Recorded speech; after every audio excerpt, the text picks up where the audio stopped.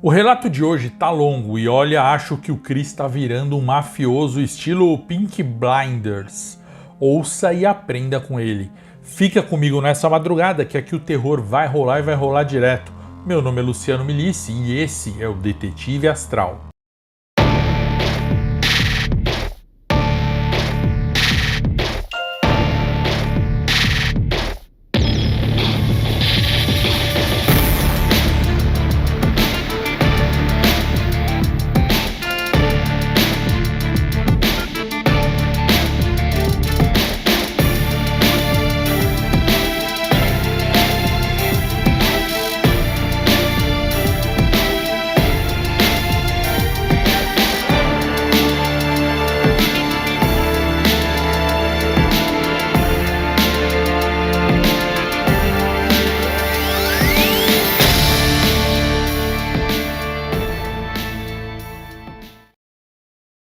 Algumas semanas depois eu havia me tornado efetivamente o líder dos zombeteiros.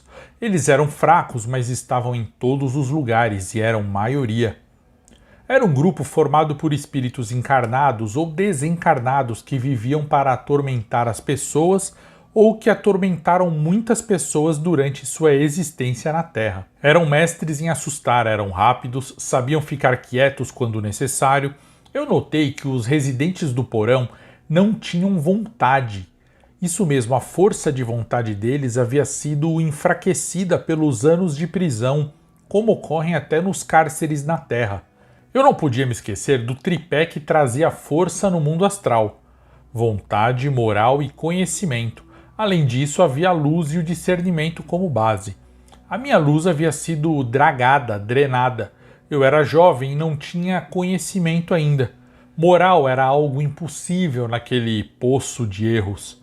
Por isso, a vontade, sim, era a força máxima. Então eu descobri que a força de vontade era o que faria a diferença na minha estadia naquele local. Eu já não parecia mais um menino adolescente, eu havia assumido um aspecto maligno. Todos os zombeteiros usavam feições que transitavam entre o humor e o terror. Eles eram a origem dos palhaços assustadores. Pela minha vontade, eu havia decapitado o PG, o Poltergeist, o líder dos zombeteiros. Eu joguei o corpo dele no meio do pavilhão como recado, mas mantive a cabeça como minha conselheira.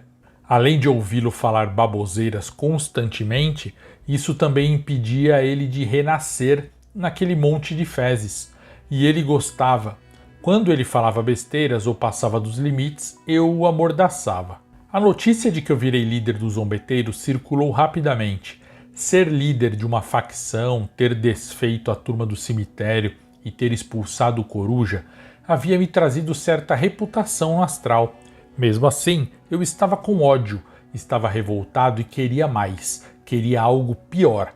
Já que a morte não era uma opção, e que provavelmente meu corpo na Terra já estava morto, eu queria mesmo era tocar o terror máximo. Além dos zombeteiros, havia os deformados, liderados por Desi. Era um grupo de prisioneiros abusados que se achavam donos do pavilhão, mas na verdade serviam como empregados para outros grupos. Eles eram a ponta da lança lá dentro.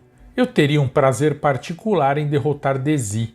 Ela veio até mim dias após eu assumir a liderança. Ela veio me parabenizar e dizer que a última luta entre nós havia finalizado a nossa rivalidade na opinião dela. Eu estava no pátio com alguns zombeteiros me cercando, meus amigos, e ela se aproximou com 2 deformados e falou assim: "Então você agora virou um chefão. Parabéns! Olha só, eu não me lembro de ver um chefe dos zombeteiros aqui no pátio. Geralmente vocês rastejam por todos os cantos aqui da prisão, como vermes, mas não têm coragem de vir aqui." Eu fiquei quieto olhando para ela e ela continuou: "Um zombeteiro costuma se enfiar nas frestas e buracos.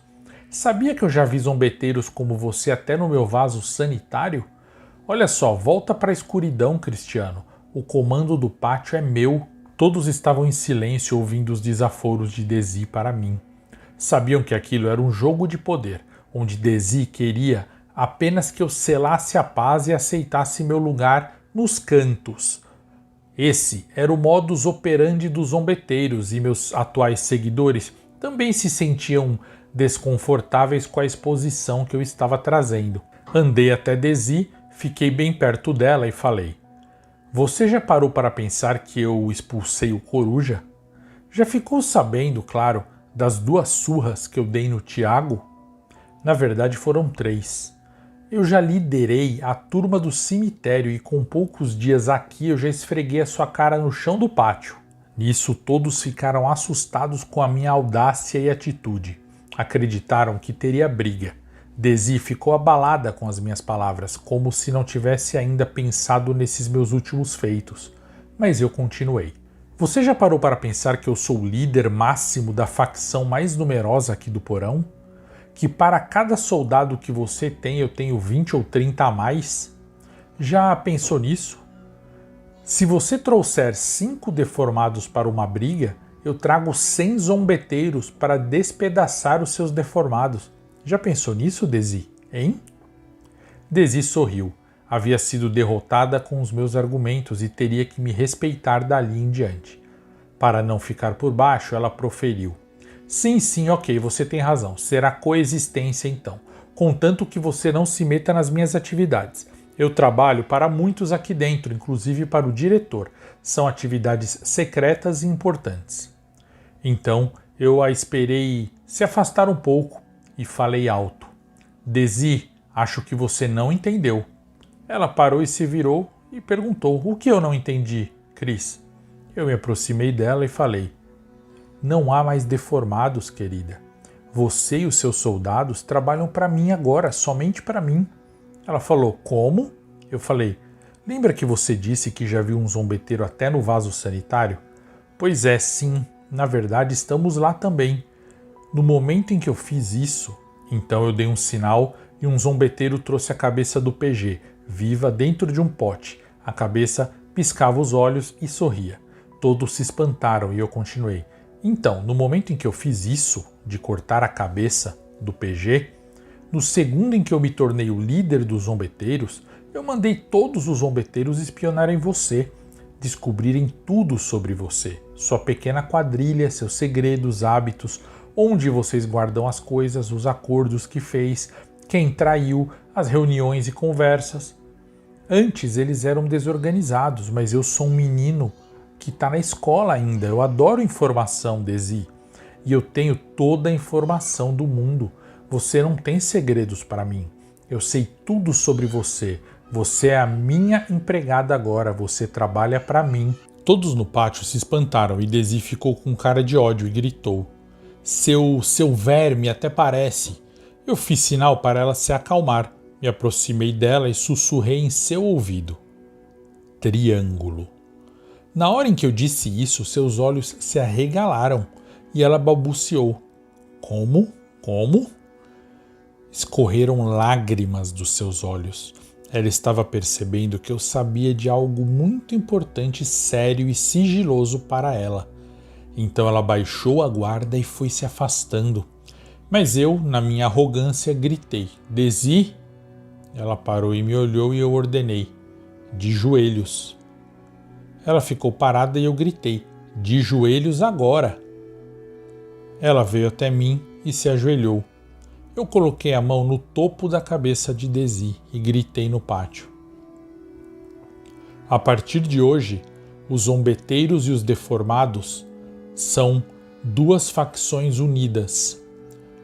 Juntos seremos os rejeitados, mas ainda assim existiremos separadamente. Quem quiser se unir a nós, fale comigo. Aceitamos membros de qualquer outra facção." Mais tarde, o resultado dessa minha ação repercutiu em todo o porão. O inferno continuava comendo solto na prisão astral, mas eu estava sendo respeitado e sendo deixado em paz. Praticamente, as pequenas facções, as facções sem nome, as de poucos membros, e turmas também pequenas, todas elas se uniram a nós, os rejeitados. As facções grandes ainda não tinham se manifestado, até que no dia seguinte um prisioneiro veio falar comigo. Era um mensageiro. Ele disse: Os chefes das grandes facções vão fazer uma reunião. Todos os chefes participam e você tem que participar também. Eu perguntei, todos participam? Ele respondeu, olha, o Zé dos crentes nunca vai. O Marquês dos purificadores vai e vai ser a primeira reunião dele também. Sebastian dos violadores vai. Desi dos deformados geralmente ia, mas agora é você que manda nela, né? E eu perguntei, não tem uma tal de assombrações? Eles não vão? Nunca? O cara tremeu e falou assim, cê é louco? Já viu alguém das assombrações? Eles ficam lá no andar inferior, nem luz tem lá. Falam que é o porão do porão, destinado a quem praticou magia negra, quem quer o mal e a destruição, quem odeia tudo, quem vive com ódio. O chefe deles é praticamente o diabo. Ninguém nunca foi lá falar com eles e voltou, porque eles se alimentam da pessoa, mas não deixam ela morrer para ela não renascer ali na montanha. Para você ter uma ideia, teve um cara só que foi lá, morreu e renasceu, só que ele renasceu louco. É um maluco, você já deve ter visto ele por aí. Sim, eu já havia conhecido esse tal maluco que ele havia dito. Era um preso completamente fora de lógica, disseram que foi torturado até enlouquecer e se alimentaram dele por séculos. E eu brinquei. Entendi, não vai ninguém das assombrações, não é? Será que não seria melhor você ir lá chamá-los? O cara tremeu com a minha brincadeira, então eu perguntei, quando vai ser a reunião?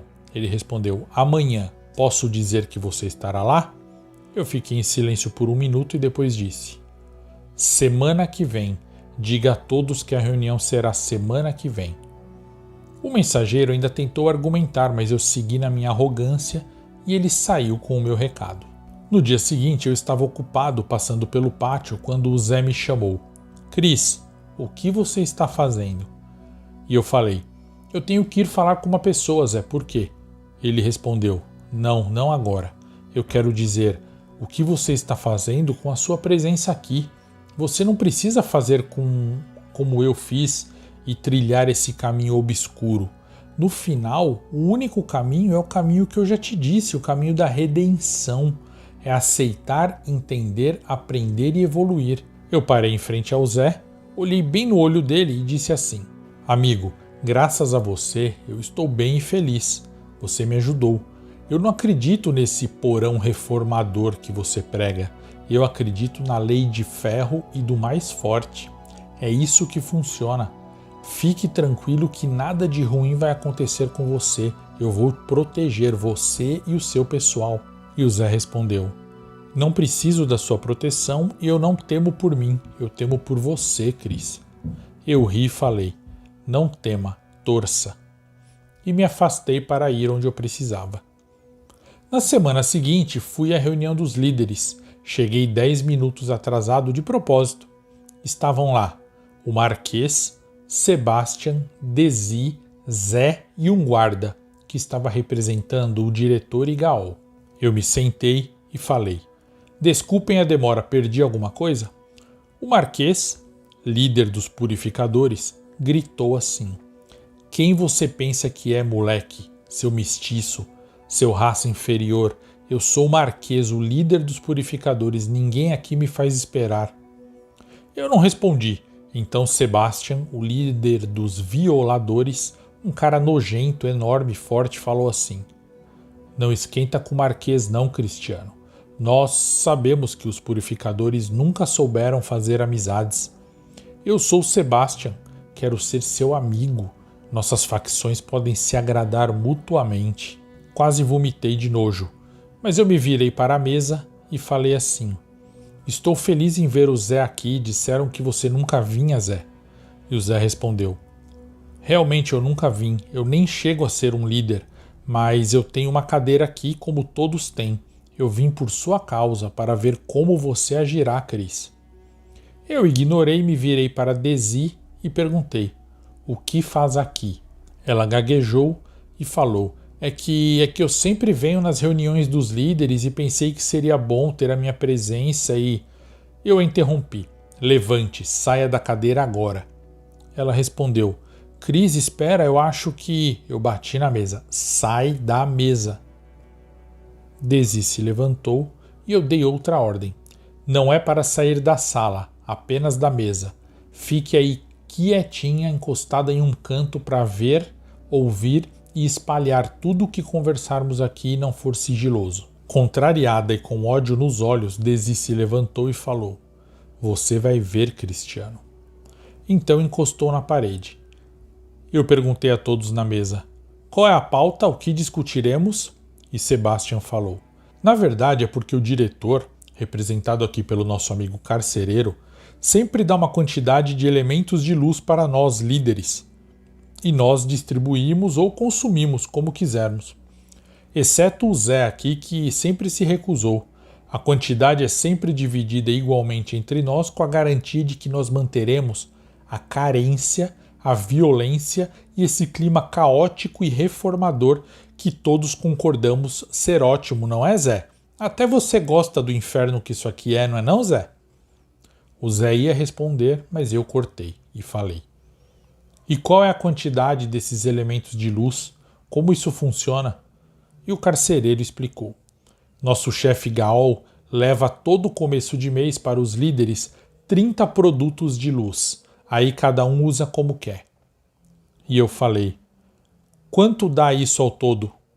O carcereiro perguntou. Como assim? O que te interessa, prisioneiro? E eu devolvi a pergunta.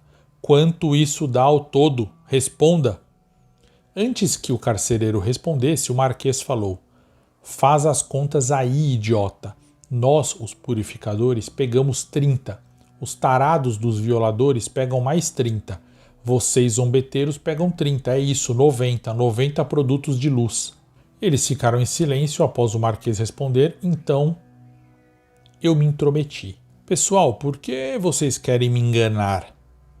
Eles se olharam e eu falei: Há a parcela dos deformados. Onde está a parcela dos deformados nessa conta? O carcereiro falou: Então, nós discutimos aqui antes de você chegar e decidimos que, como os zombeteiros absorveram os deformados, vocês têm direito a apenas uma parcela e eu interrompi e falei: Deixa eu explicar. O certo seria o diretor medir a quantidade de membros de cada facção, contar e dar a luz equivalente para cada facção. Mas é claro que isso seria ridículo, porque o diretor não é político eleito. Ele é um diretor de prisão. Ele não tem obrigação de agir como um governo. Se ele distribui luz, ele faz por favor e não por obrigação, não é verdade? O carcereiro respondeu: Sim, é verdade. E você só diz isso porque você tem uma gigantesca quantidade de integrantes. Se ele fosse distribuir luz pela quantidade de integrantes de cada facção, você receberia muito mais. Os demais, vendo que eu teria uma vantagem real, concordaram com o carcereiro e falaram: não seria justo. O número de integrantes não tem nada a ver. Eu interrompi todos e falei assim: Mesmo assim, alguém já se perguntou de onde vem a luz que o diretor distribui? Bom, não vou entrar em questões filosóficas aqui. Vou apenas passar as informações. Anotem ou memorizem. A cota de 30 será aumentada para 50. Isso mesmo, 50 produtos de luz, ou sei lá como vocês chamam isso, para cada facção. Você, carcereiro, irá avisar o diretor e nem precisa trazer a resposta. Amanhã você já traz e distribui a cota de cada facção. Se a resposta for não, é melhor nem vir. Eu quero que você entenda isso. Só venha se a resposta for sim e já venha com os produtos para distribuir. Nem venha se for vir de mãos abanando. O guarda ficou possesso com a minha maneira de dizer, bateu na mesa e se levantou. Você tá louco, prisioneiro? Amanhã não é o primeiro dia do mês. Quem é você para... Eu continuei falando no mesmo tom de voz. Amanhã, vocês guardas distribuirão, como eu falei, 50 produtos para cada facção. 50 para os purificadores, 50 para os violadores e 250 para mim. A reação do que eu falei foi incrível. O impacto foi recebido com bufadas, risos e indignação. Começou uma gritaria. Todos falavam alto e batiam na mesa. O carcereiro em pé gritava também. Eu voltei a falar novamente no mesmo tom. E todos silenciaram. Cada facção tem direito a 50. Os purificadores ganham 50. Os violadores ganham 50. Os zombeteiros ganham 50 e os deformados ganham 50. Os deformados estão comigo, logo eu levo a quantidade deles. Então o Marquês falou: sim, ok, mas isso não significa 250, significa 100. Além disso, e eu continuei, e tem o Zé aqui, que não quer a quantidade dele. Ele não vai se importar de eu pegar esses 50 e distribuir para os presos por ele. Já que ele quer continuar esquelético, é uma escolha dele, mas eu posso usar a força e a quantidade de membros da minha facção para distribuir para quem precisa. Alguém aqui se opõe? Todos se opuseram aos gritos. Então o carcereiro, ainda de pé, falou assim: mas os crentes do Zé são em número de 20 apenas. Então eu ri e falei: mas não foram vocês mesmos que disseram que o número de integrantes de cada facção não deve ser levado em conta? Acabaram de falar. Sebastian dos Violadores ria de tudo. Parecia estar satisfeito com a sua cota ter sido aumentada. Então ele perguntou: tá bom, meu lindo, mas de onde virá os outros 50? Por que você quer 250? Está dando 150 na sua conta. A sua cota, a dos deformados e a do Zé. Como você chegou em 250? Eu falei: é porque eu decidi fazer algo de bom que vai ajudar o porão e ainda vai agradar o diretor e cumprir os planos dele. Eu vou disponibilizar 200 zombeteiros para ficarem 24 horas por dia de plantão na Montanha de Fezes, tirando aqueles que são mortos e nascem de novo. Assim, não haverá demora no renascimento e a turma do Zé terá um pouco mais de folga nesse sentido, afinal eles ficam lá por caridade ajudando as pessoas. Ou seja, assim que a pessoa for morta, ao ser recriada nas fezes, a minha equipe já vai tirá-la de lá, vai limpá-la e a alimentará com uma dose mínima de luz para que a pessoa pelo menos esteja disponível para causar o inferno e morrer novamente, como todos nós e o diretor queremos. Nesse momento a gritaria ficou exponencial. Ficou claro para eles que eu queria controlar o Monte de Fezes também, e assim eu poderia até atrapalhar o renascimento de quem me desagradasse, matando a pessoa novamente, por exemplo, ou então levando a pessoa como prisioneira para os meus domínios assim que ela renascesse. Eu esperei um pouco e olhei para Desi, que balançava a cabeça em reprovação. Então eu falei para todos: e sobre a última cota? Por enquanto, vocês notam que a conta está dando 200 e eu pedi 250. Não querem saber por que eu quero mais uma cota de 50? Todos se silenciaram. Me achavam ousado. Já estavam no limite da paciência para me enfrentarem por causa da minha folga e abuso. Eu estava batendo demais e exigindo demais, sendo contra todas as regras de liderança e poder. Qualquer outro exagero da minha parte significaria talvez a minha destruição.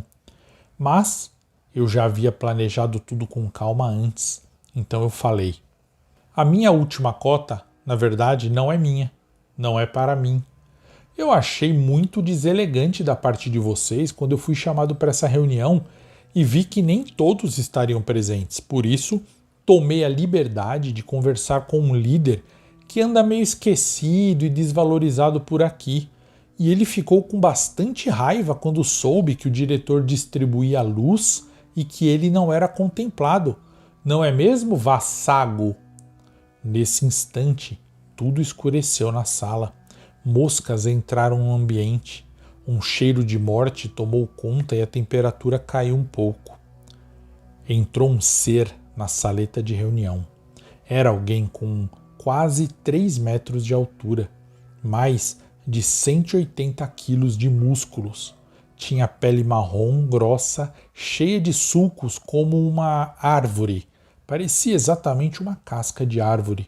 Seus pés Eram de bode e seu rosto era fino com o queixo comprido. Tinha caninos longos, olhos vermelhos e predadores. Suas orelhas também eram longas e afinadas, e na testa 2 grandes chifres vermelhos subiam para o alto. Ele usava uma longa capa preta por fora e vermelha por dentro, e uma aura de fogo contornava 1 centímetro de todo o seu corpo. Ele entrou, batendo os cascos no chão. Eu puxei a cadeira que antes Desi estava sentada e ofereci a ele, e ele se sentou. Então eu disse: Pessoal, esse é Vassago, líder, ou melhor, divindade demoníaca das assombrações. Posso dizer que ele é um dos menores lá do pavilhão dele e também um dos menos assustadores. Como vai, Vassago?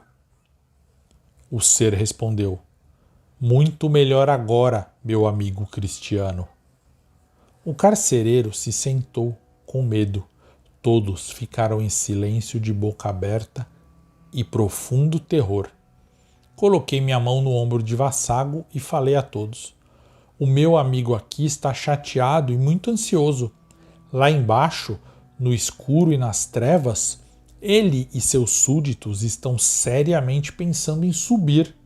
Claro que eu conversei com ele e parece que tudo poderá ficar bem, mas ele não abre mão da cota dele de luz, não é, Vassago? E a criatura respondeu: Nós não gostamos de luz, rejeitamos. Nossos produtos, nossa força são trevas. Entreguem nossa cota de luz para o Cristiano. O carcereiro abaixou a cabeça. Ninguém encarava Vassago nos olhos, e eu aproveitei para falar. E o Vassago aqui não quer mais ter que subir para reuniões nenhuma. Essa foi a primeira e a última reunião que ele aparece. Ele me pediu para representá-lo, não é, amigo? Vassago respondeu com aquela voz grave, profunda, raspada e aterrorizadora. Se eu precisar voltar, será para devorar a todos. Eu ri e falei: Entenderam o meu recado? Entenderam o recado do meu amigo aqui? Agora me digam, alguém se opõe à minha cota de 250 partes de luz? Só para eu entender, aqui é uma democracia, amigos. Na verdade, é mais demo do que cracia, claro. Ninguém respondeu nada. Eu e Vassago nos olhamos. Eu me levantei para sair junto com ele. Olhei para Desi no canto da parede e ela, sem me olhar nos olhos, falou assim: Cris, por favor, me perdoe pelo que eu falei, tá? Tá tudo bem agora, tá bom? Eu ri e continuei saindo. Sebastian, dos violadores, me perguntou com ironia provocativa: É só isso que você quer, senhor Cristiano? Porções de luz? Eu me virei e respondi: Não. Na verdade, meu próximo passo é tomar e liderar as facções de cada um de vocês. Eu gargalhei, Vassago urrou como um animal e nós saímos. Eu vou explicar em detalhes como foi que eu consegui me tornar parceiro das assombrações, mas isso somente no próximo relato.